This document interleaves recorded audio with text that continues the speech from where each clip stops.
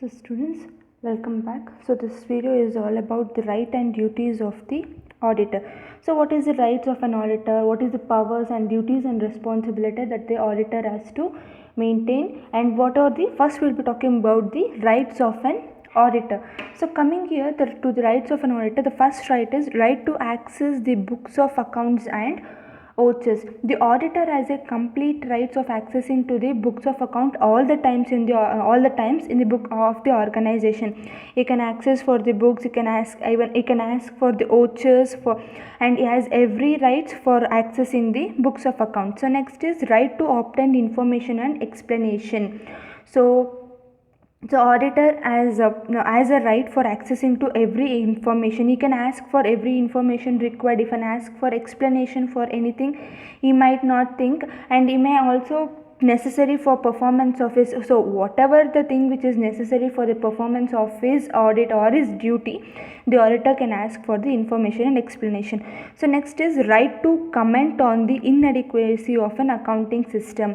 So here the auditor has a right to comment on the inadequacy of an accounting system. So if the accounting system is not properly maintained according to the books of accounts, or if it is not properly designed according to that, so the auditor can suggest for, or he can give advice to the board of directors regarding the how to maintain the books of accounts. So if his suggestion, if his advice is not taken over by that particular company, he can record that in the his report. While giving the final report to the shareholders, he can record that in his report. So next, coming on to next is a right to receive notices and other information of the general meeting. So the annual general meeting will be conducted every year. So at that time the auditor has a special right for accessing to each and every information, each and every notices which has been given in that annual general meeting.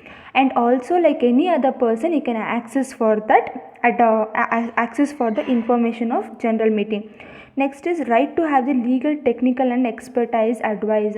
So auditor has a right to take an legal or technical or expert advice on the matter relating to the business in order to perform his work satisfactorily. To work properly, to work satisfactorily, he can take an advice from whatever the experts or technical experts.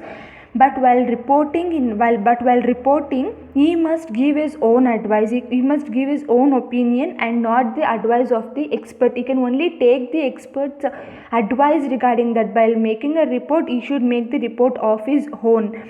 So next, coming on to right to receive the remuneration. So auditor has a full right of receiving his remuneration for the work whichever he has conducted. So if the remuneration is payable at a fixed term at an annual fees, like annual fees means the auditor can take full fees at the end of an year only, even if he dismissed during the year.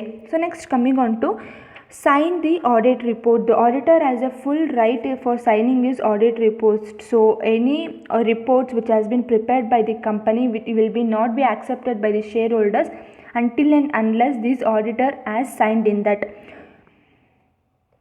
Next is right to make a representation. So auditor has a right to make a representation, to give the reasons in writing to speak in an annual general meeting when he is asked to vacate the office. When he is asked to vacate the office or resign the office, the auditor can give a representation regarding what he is feeling, what anything regarding the company. He can write it in a written format and give for the shareholders. So next, right to refuse to start the audit work until the books of accounts are given. So here, as usual, the auditing work cannot be started without the books of accounts. The auditor has every right to accept for the books of accounts, and he will stop working, and he can stop working until and unless the each and every evidences or vouchers which has not been provided to him, whichever he has been asked for. So this is all about the powers and rights of an auditor. So he has so much of powers. Likewise, it should perform some duties also. When they have the power, they all required to perform the duties also. So coming on to the duties, so first is statutory duties. So statutory duties is imposed by the Companies Act. So these duties are imposed by the Companies Act. So these are all the compulsory duties which need to be performed by an auditor. and it cannot be restricted either by the any article of association also. So it is compulsory duties. So first is duty to make a certain inquiry. The auditor has a duty, the auditors has to make a certain duty regarding the certain inquiries regarding the loans and advances, regarding it might be whether of loans and advances made by the company which has been shown in the books of account, or whether the position as stated in the books is correct, regular, or it is misleading or not. You can ask for certain inquiries regarding these things. And next is duties to sign his audit report. So he has a power to sign the audit report, and it is his duty to sign the audit report. That why, which is until and unless this person signs the audit report, it will not be accepted by the shareholders of the company. Next is duty to assist the investigators and inspectors. So if the investigators come for the purpose of investigating the company, so auditor will be present at that time, and he will provide all kind of documents or report which he has been prepared for the purpose of investigation. He should provide, it is his duty to provide all the reports for the investigation, and he is answerable for all the reports which he has been prepared. Next is duties to assist the central government in connection with prosecution. So next here when it is a company, it is an auditors of a company is required to give the central government all the reasonable assistance in connection with the prosecution of directors, managing directors, and other officers of the company. So if the central government asks for any kind of reports regarding the directors or managing directors or officers of the company, the auditor's responsibility or auditor duty is to provide all the information regarding that. So next is duty to certify the statutory report. So it is his duty to report everything whatever he has audited. It is his duty to report that, and it is his duty to provide in front of the shareholders of the company. So next is duty to report. So a citizen, it is duty to report, and what are this so what it contains in his report means whether the first is that it contains whether he has obtained all the information and explanation to the best of his knowledge. So he'll be saying is all the information, he will be reporting regarding the information which he has received, the explanation which he has received, and he will be writing regarding the knowledge and the belief on which it was necessary for performing his audit work. Next is whether in his opinion proper books of accounts or as required by the law has been kept by the company, and proper returns necessary for the purpose of his audit has been received. So regarding the books of account, he will be writing a report in his report regarding is the company maintain the proper books of accounts or not for the purpose of law. So next is whether the company's balance sheet and profit and loss account are in an agreement with the books of accounts. So he will be stating regarding the proficiency or regarding the efficiency of the balance sheet and profit and loss account. And next is whether in his opinion and to the best of his knowledge and according to the explanation given to him, whether the balance sheet and profit and loss account have been drawn up according to the requirements of Companies Act. So as I said earlier, as the balance sheet and profit and loss account recorded as per the books of accounts act, that is a Companies Act or not, will be seen, and also you should be reporting regarding the true and fair value of the state of affairs of the company. So this is all about the important statutory duty, which is the compulsory Companies Act duty which the auditor has to perform.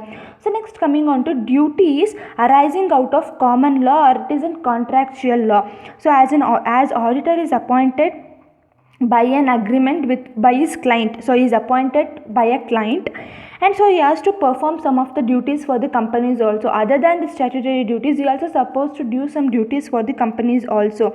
Regarding when the client asks to perform efficiency and proprietary audit, means he is supposed to do that. He should work, the client may ask him for working on a proprietary audit also, he is supposed to do that. And efficiency audit, he should do regarding the efficiency audit, he should efficiently work on this particular audit, means when he has a stress on that, he should work with that. So this is all about regarding to common law, which comes into act according to the contract. This is a contractual duty. So next is duty imposed by legal or court decision. So it is duty of an auditor not to practice as an auditor, and sorry, this is one, right, legal right. So he is not bound to detective, so he is not a detective over here. Auditor is not a detective. He just work according to the books of account. He can't be suspicious on each and everything he sees. So if one mistake has been happened means, he should just, they say that mistake, you should just find out that mistake and try to solve that mistake, give advice regarding that mistake. Likewise, you cannot doubt each and every work of a book of accounts. You cannot doubt on every person. You can't always be suspicious. So that is the legal duty which has been imposed by the court decisions. So next is regarding his professional duties. So what are its professional ethics? Regard duties arising out of professional ethics.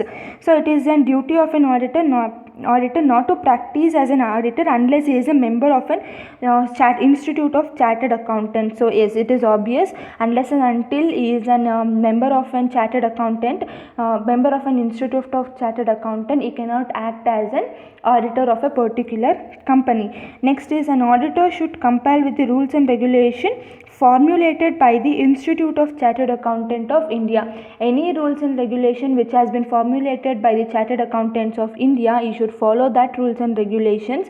And also when there is a changes in that, you should abide by that changes. So this is all about the powers, rights, duties and responsibilities of an auditor. Thank you.